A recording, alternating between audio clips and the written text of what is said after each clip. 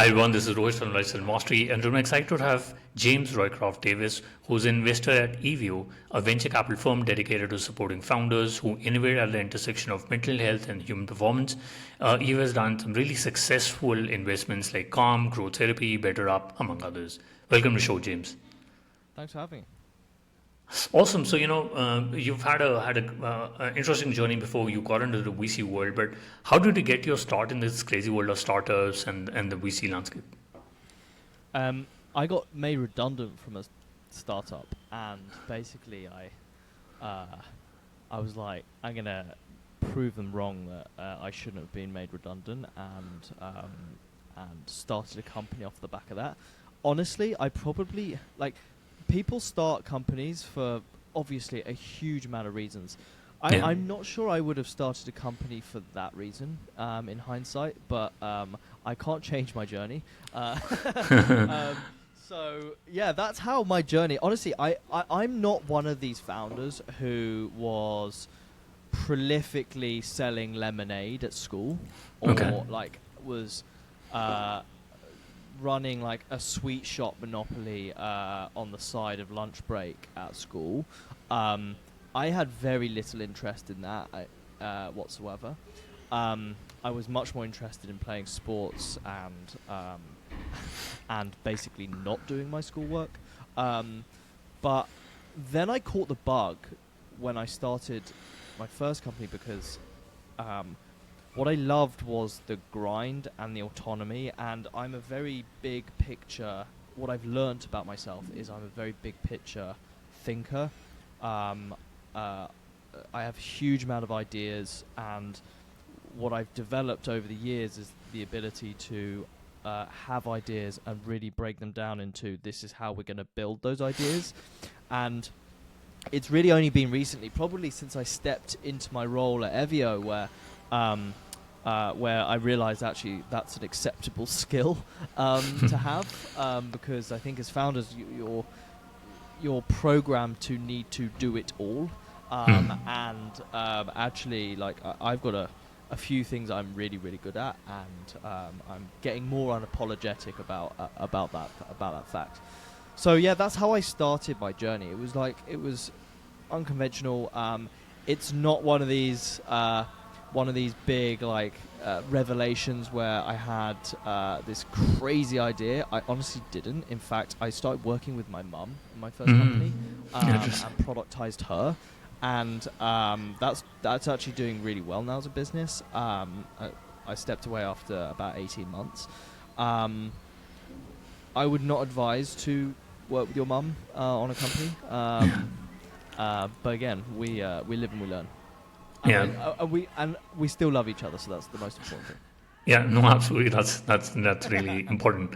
And how was the experience with Baseline and the exit to Sway Health? Were you involved in that journey, and what was it all about?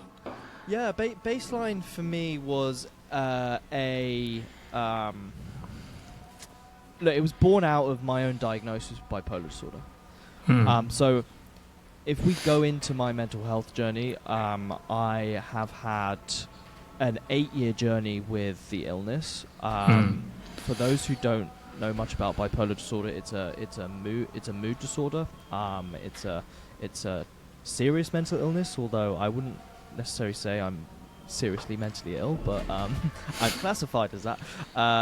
And essentially, you have extreme mood swings where one moment you could be... These can split in moments, they can split in days, they can split in hours, they can split in months, weeks, months, etc. I can be very excitable, be having very big grand visions, and thinking I could be the leader of the free world, and then the next moment be very, very badly depressed, and wanting to take my own life and be suicidal and have really very, very bad thoughts. And it was been exhausting for the last 8 years until I got my diagnosis 2.5 years ago. And so when I got my diagnosis, I realized how bad the care provisions were post-diagnosis for people with bipolar disorder.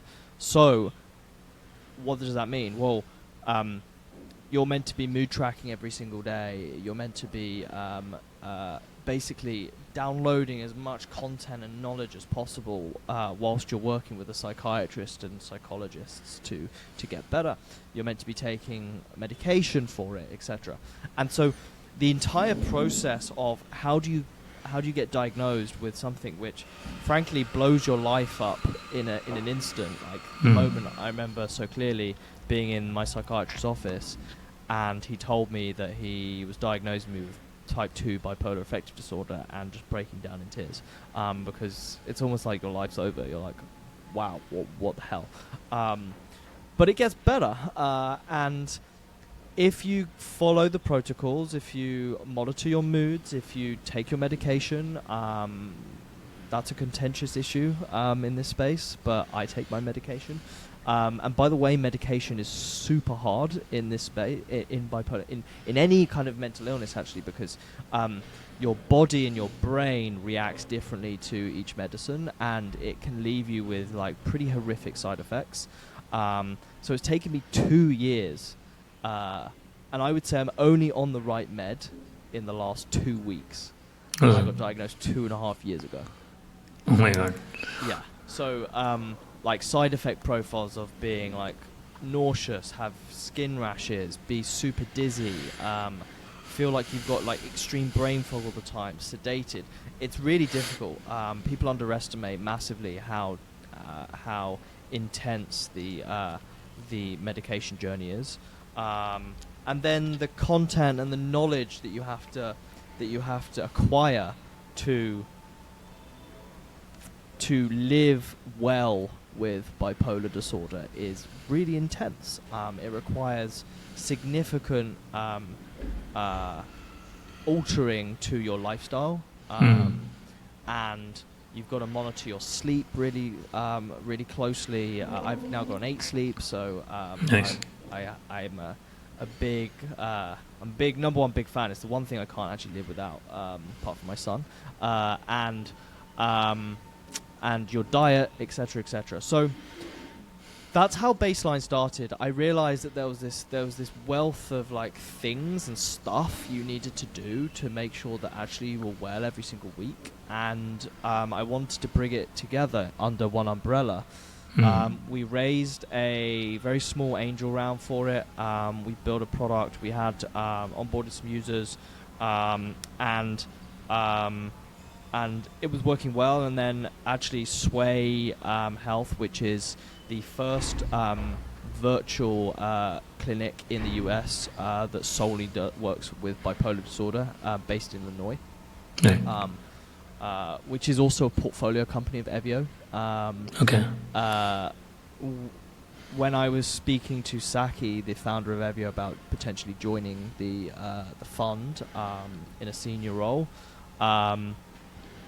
it became clear that Baseline would have been very useful as an application, as a patient experience application for Sway Health and their patients. And so I was at the point where I was getting more and more interested in what does life look like inside venture capital, and Sway Health wanted a patient experience app, so that's how we came together. And I'm pleased to say it's working out really well. That's been going on for over the last 6 months. And I now do not work at all in Sway or Baseline. So I fully handed over the company and the product. And awesome journey. Most importantly, look, to have the opportunity to have an impact in an illness which I'm going to be afflicted with for the rest of my life is something which is really important for me. And to do that is really amazing. So I'm really, really proud of Sway, and also Evio with our focus. But more power to the bipolar community. That's what I say. Yeah, and this was a recent exit for you, 6 months. Yeah. Okay, got it. And somebody who's listening to this podcast, somebody who's really early in their life and their career, What advice would you give to them? Is it mostly about those lifestyle changes? You did mention about diet and sleep, but what else should they keep in mind? Especially with Gen Zs and Gen Alphas, who have been raised on digital medium through internet and through iPads and laptops. They have a lot of, they're known as the anxiety generation, right? But what advice would you give to somebody who's 18 years old and is listening to this pod? I would be acquiring as much knowledge as possible whilst monitoring my social media usage. But honestly, I would be having fun and doing shit that I really, really just find interesting. And when you're 18, look, I wish I had AI, I wish I had Cursor, I wish I had Replit, I wish I had Lovable, I wish I had all these things when I was 18, because I had a lot of ideas, but I didn't know how to code, and they're all technical ideas, and so yeah, what I found interesting back then wasn't really possible for me. Having fun is the most important thing, because life is very, very, very short. Sadly, I'm a Liverpool fan, so yesterday, sadly, Diogo Jota passed away. He's 28, he's got 3 kids, he got married 2 weeks ago.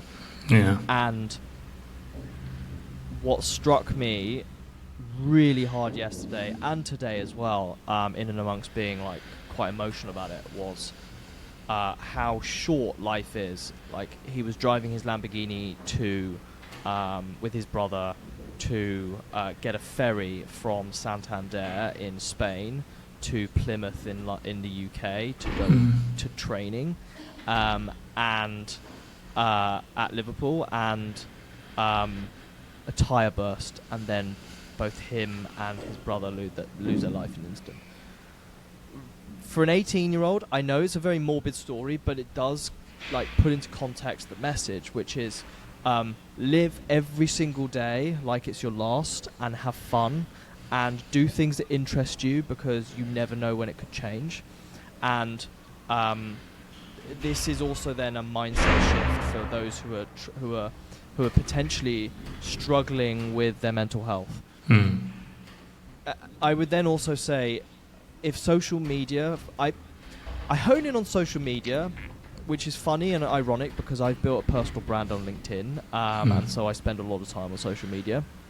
But I actually deleted Instagram, and I have significant limits on my X and my TikTok usage, because they're very, very dangerous. I actually have just wired my latest angel check to a company called Blue Light Health, based in the US, which is the first virtual clinic dealing with social media addiction and therapy. And to me, that's the next frontier, right? So it's this is a timely question, given I've just become an angel investor in that company. But I think we have a duty to talk about the very difficult things that can come from social media addiction, and so extracting that from what actually this looks like for 18-year-olds is monitor it and make sure you're not being sucked into the algorithms. Have fun, do stuff that interests you, and live every single day as if it's your last. Got it. Interesting. And you had interestingly mentioned that you first started with your mom, and I come from a family which are a family-owned business. So although my dad and his brothers used to work together, I've started a business with my wife. What advice would you give to somebody who wants to do something with their family, with their brother, with their wife, with their mom, because it's a family with whom you have the most trust, and you want to start with something, with your wife or with your sibling? Should they start a business with somebody whom they know really well, or should it be somebody whose skills are complementary to yours? I think starting a business with somebody you know really well has its advantages.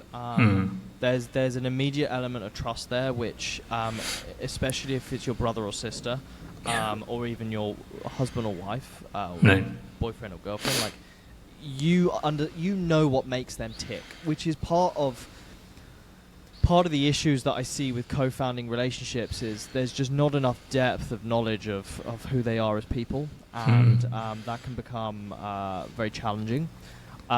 So it's not necessarily a bad thing. I just think from experience, and also from what I've seen, it's about setting boundaries. I was speaking to a guy about a month ago at a conference who has co-founded with his wife. They've been running a business for 18 years, and they found that they started off running this business really well.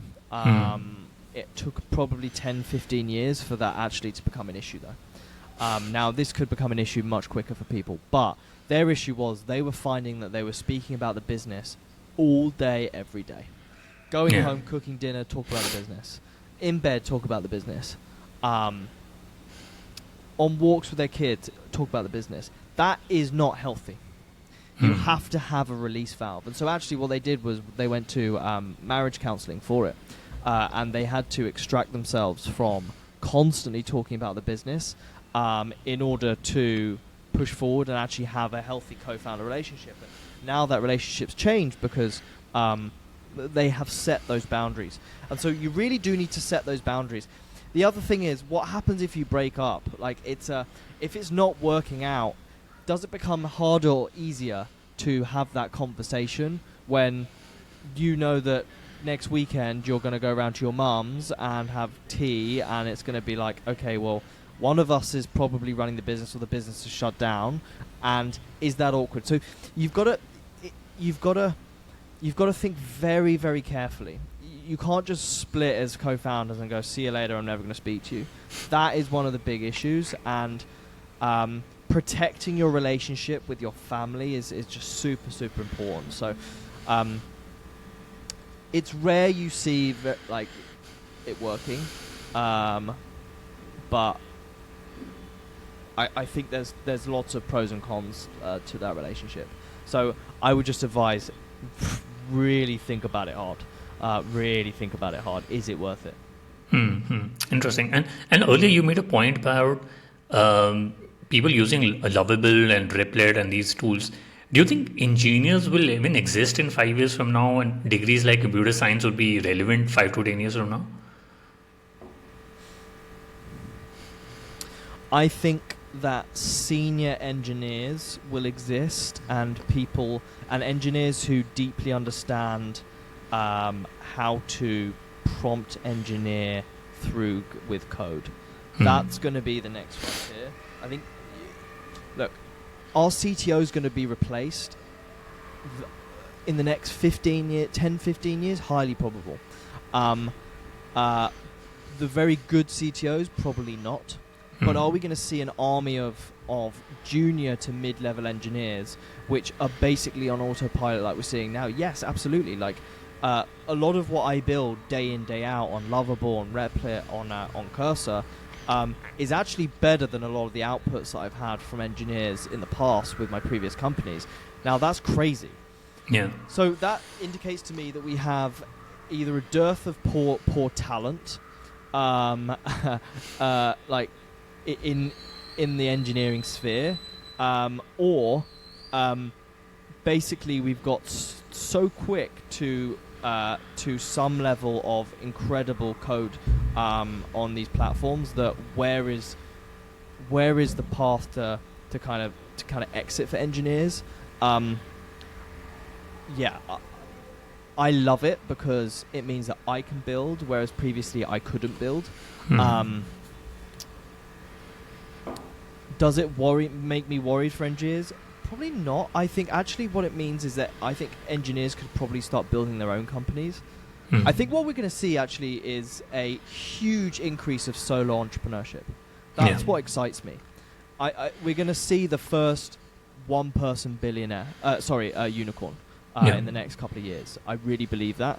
I think we're going to get to a point where there's going to be several companies that do 100 mil ARR that are really 10-person companies, maybe even 5-person companies, because engineering has advanced so much. We're then going to see more and more people feeling capable enough to actually build businesses, which is so exciting. I say that I think everybody should try and be an entrepreneur once in their life, and just to see what it's like, just to see if they've got that thing, and to really test themselves, because it's a huge fucking challenge, but it's amazing. And so, yeah, I've kind of segued into that prediction, but I think it's sort of the same segue, whereby, look, if engineers are being let go, what's stopping them from actually building their own company this time, and having an army of engineers around them, which is aided by AI. So it's so exciting. I mean, I imagine you feel the same, right? True. Yeah, no, absolutely. I've been on the revenue side of the business, but using these tools, I think it's really exciting. But at the same time, do you think AI tools have any defensibility, in the sense, if we have everybody using Lovable and these products, we'll have 100x number of products. But what is the differentiation? Is it distribution? What is the moat for these AI products if they're all going to look alike? It's distribution. Look, product has very little moat anymore. I can clone somebody's app and somebody's like SaaS in like a weekend. That's mind blowing. Yeah. The founders, the growth marketers, the CMOs, if you can find an engineer who also can distribute, these are the next frontiers of moats. I actually think the creator space is one of the most interesting spaces for me at the moment. I am deeply interested in how creators can unlock distribution for startups. I would love to see more startups whose first hire is a content creator, and a growth marketer, or somebody who has a newsletter, etc., because you immediately open up the gold dust of distribution and build brand. That's super exciting for me as an investor. Correct.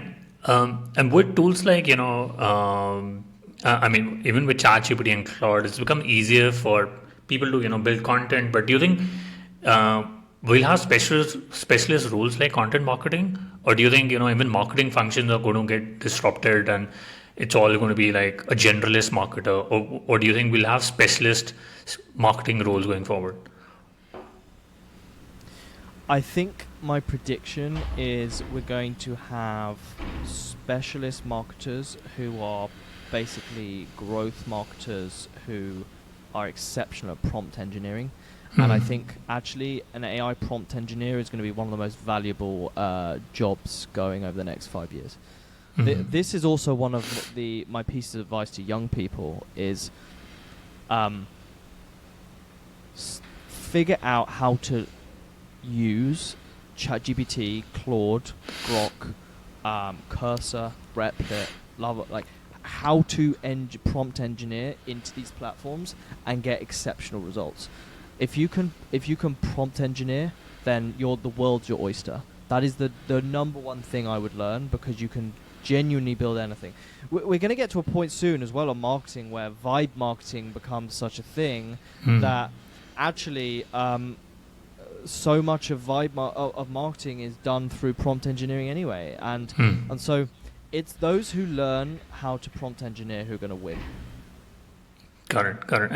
And you did mention about distribution, but how does a founder go about allocating bets and resources for growth? How much of bets should be on paid ads or on SEO or on content? What advice would you give to founders? My bets would be heavily on content. Okay. I generally speaking don't necessarily like paid ads early on, because I think it can just be a bottomless cash pit apart from testing. And if you're very good at it and you're able to test, like one of my colleagues at Evio, Nick, is one of the best performance marketers I know, Hmm. and he uses ads very early at an early stage to test the channel to see basically what the CAC is to scale, and then makes a decision as to whether it's right or not. That is the best way I've seen it done. I'm sure people listening to this who are highly skilled in performance marketing and growth marketing and going, dude, this is exactly the way it should be done. I apologize for my ignorance, but it's not really my area of expertise, although I see very, very good people doing it. I think content, though, is...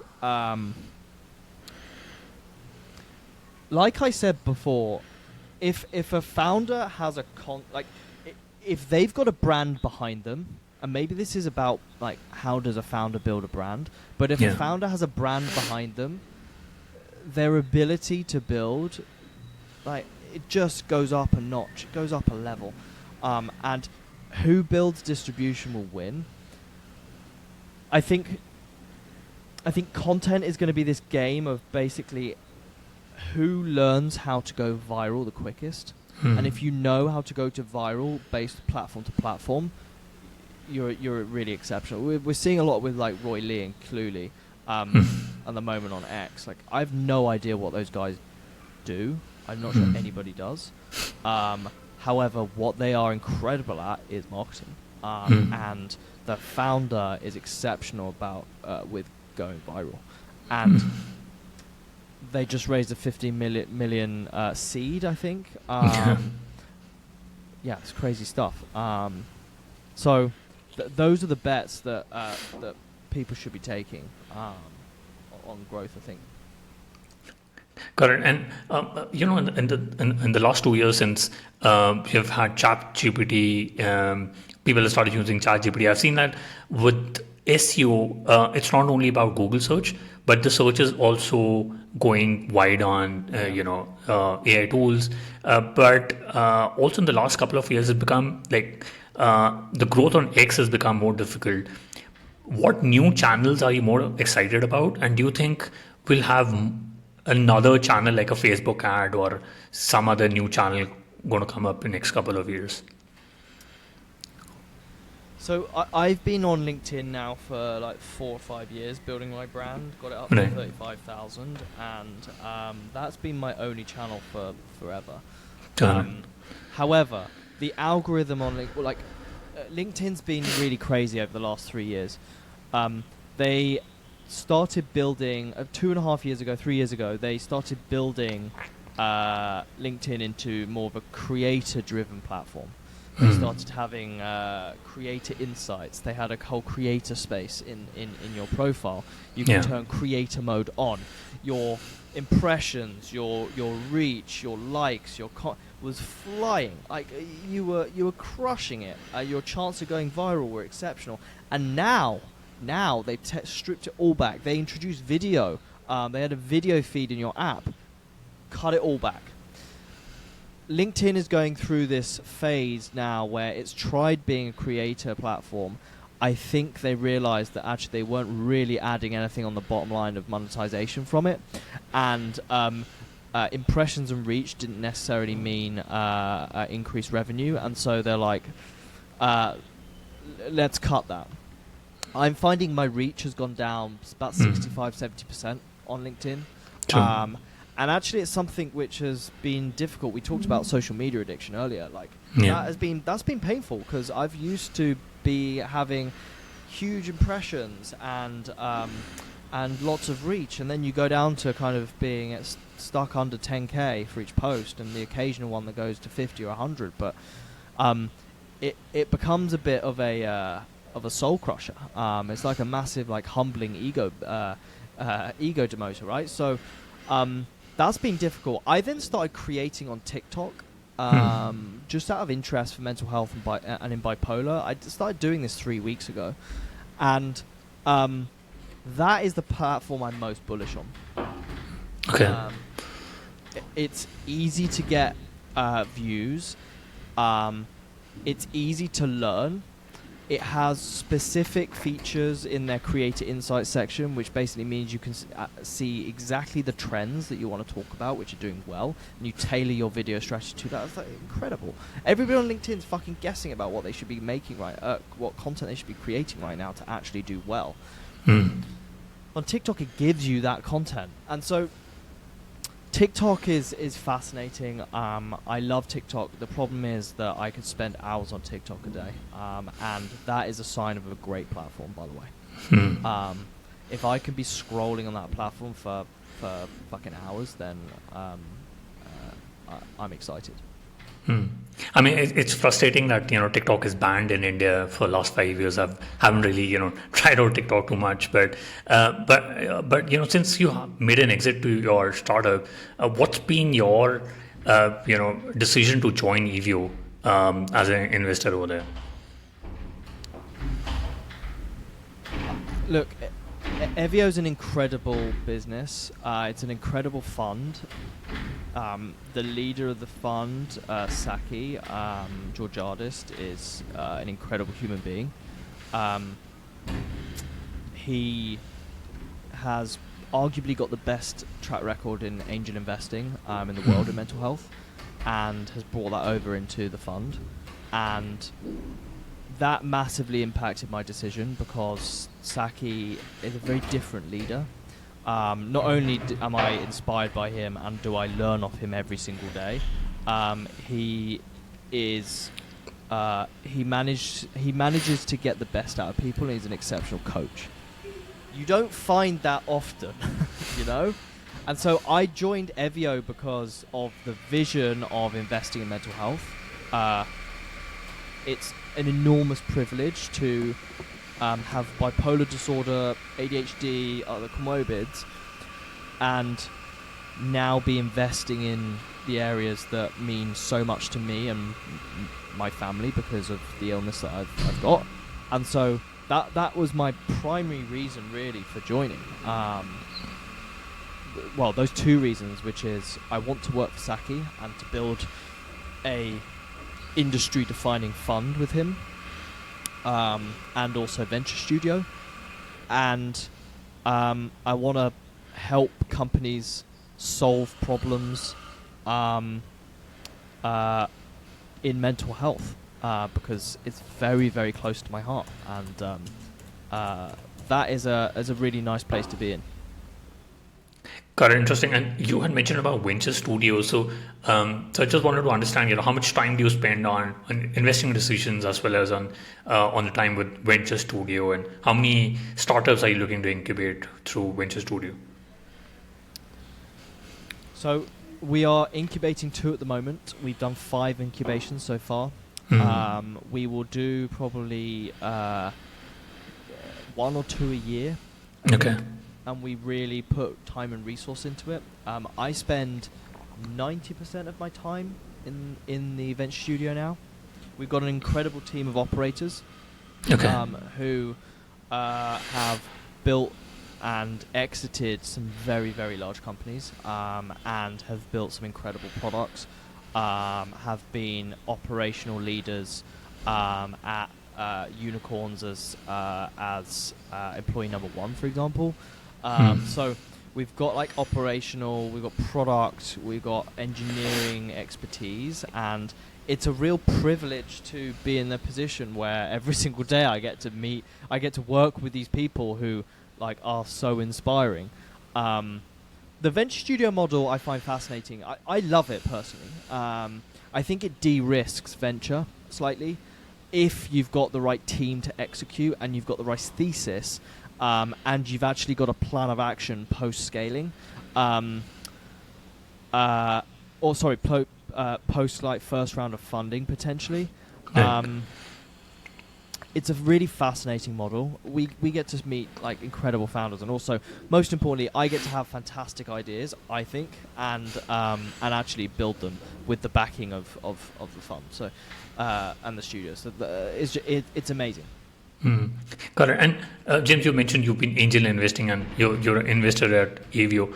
What signals or metrics do you look for in pre-seed or seed mental health startups?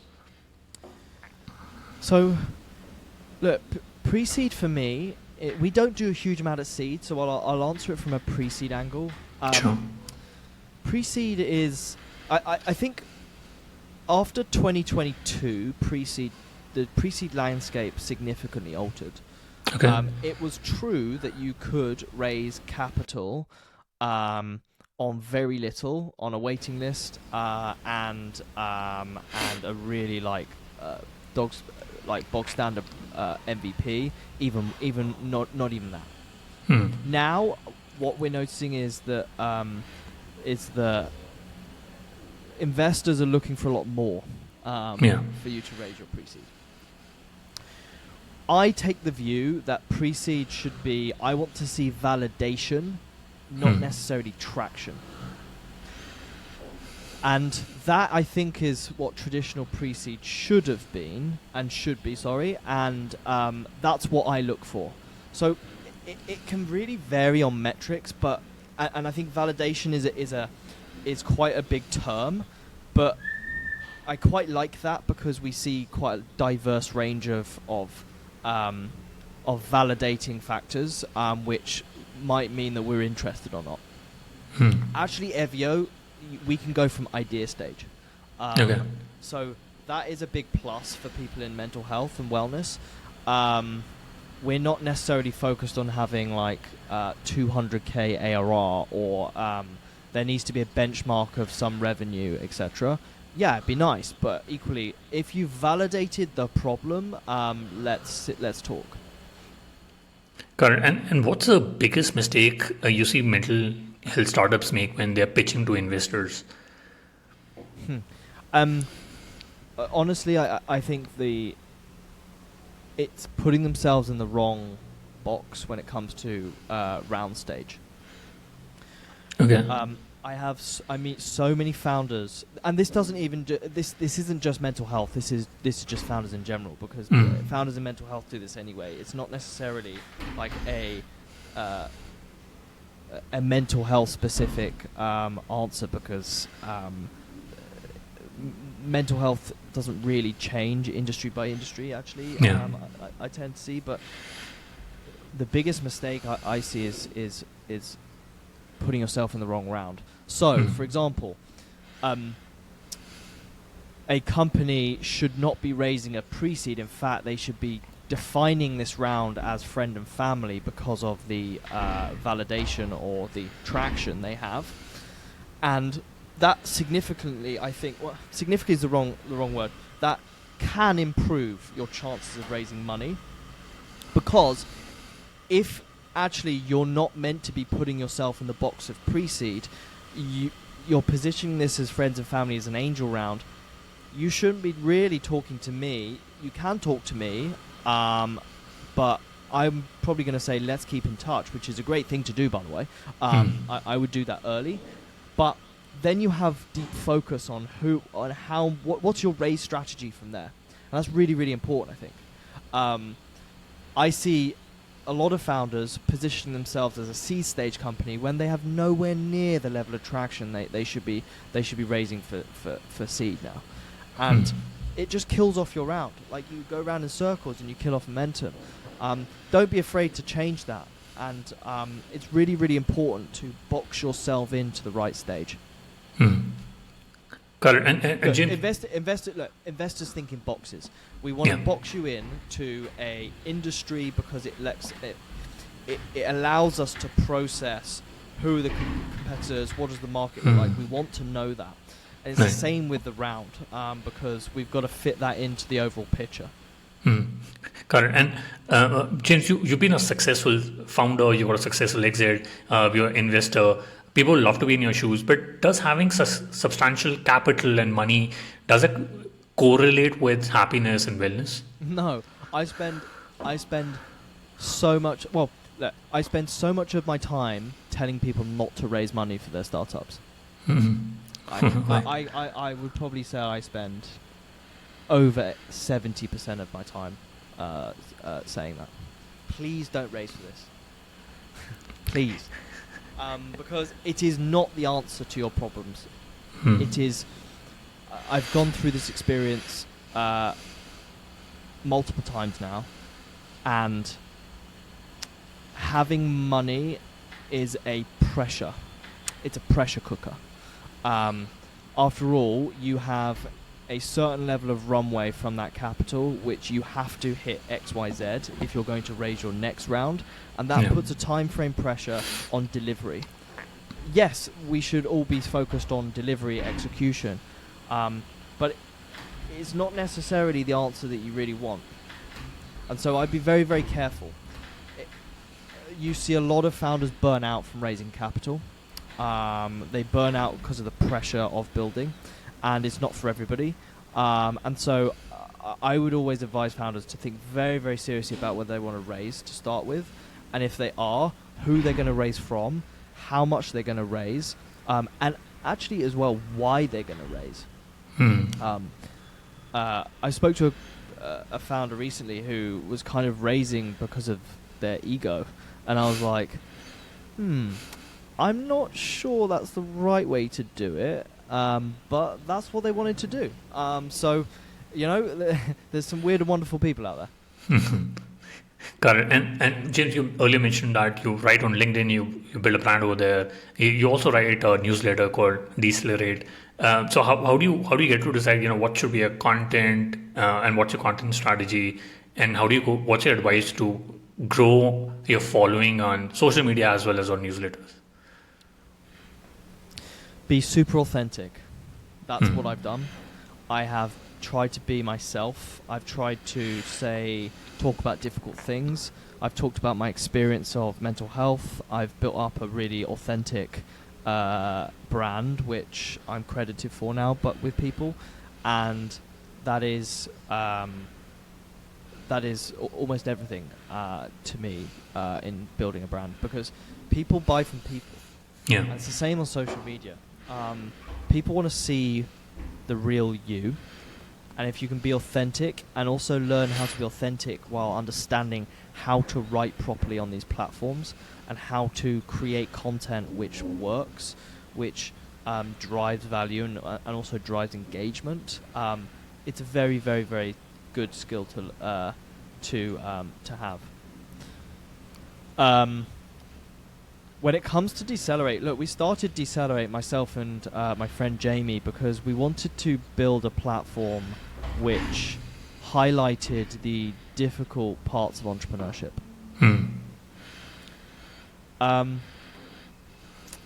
We've both gone through significant moments in our journey which were very painful, and we've learned a huge amount. Like, I'm still in therapy. I see a clinical psychologist once a week, and I'm very open about the fact that I'm constantly learning about my founder journey and the impact it had on me mentally and physically. And so writing Decelerate is basically just an outlet for Jamie and I to talk about the things that we think will resonate with other founders and help founders process what they're going through. It is a fucking roller coaster. And with that in mind, we found there were very few written newsletters that actually have real talk. And that's really important to us. So that's why we're building that. Actually, our vision for it is we almost want it to become a community-driven platform for people to explore the hard parts of entrepreneurship through their own individual lenses. So we plan on inviting more guest writers. We plan on doing more interviews with founders. We plan on basically wanting to be the platform where people tell their stories. And I think storytelling is the most important skill from my perspective in this debate, because stories make the world go round in a positive and negative way. Yeah, no, absolutely. I think storytelling is the key here. And I quickly want to do the top 3. What's your favorite business book? Thinking in Systems by Danielle Meadows. Got it. Why? Because I'm not really a systems thinker, but actually, once you can build systems around your companies and your personal processes, life does get easier. Got it. We'll put that in show notes. And if you could go back in time when you started your first startup, and what's the one thing you would have focused on or done things differently? I would have focused on really learning a particular skill, and that would have probably been going deeper and deeper into distribution and how to growth market. I am very much a generalist, and sometimes it comes back to bite me on the arse, and I would have gone much deeper into one specific area and learn that. Got it. And do you have any favorite online tool, for example, Gmail, Slack, Zoom? Superhuman is my Bible at the moment, and it's that and Lovable. Oh, nice. Yeah. Yeah, I mean, Superhuman had a exit to Grammarly. The founder.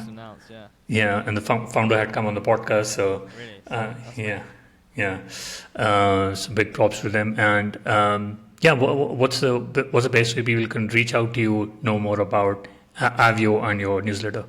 So go to the website if you want to see the team, meet the team at Evio. So www.evio.vc. We only invest in mental health companies, mental health and wellness companies. We write 250k checks at pre-seed, and we try and lead pre-seed rounds. And we have quite a heavy lean towards US-based companies, but we'll also look at European companies too. For me personally, find me on LinkedIn. Just search my name, James Roycroft-Davis, and you'll find me, and you can see all my content there, and give me a follow, and I will promise to try and talk no bullshit on LinkedIn. Got it. No, absolutely. We'll put that in show notes. James, thank you so much for taking our time and speaking to us. I really enjoyed my conversation with you. Thank you, Ray. You're doing a really awesome job, so keep going. Thank you.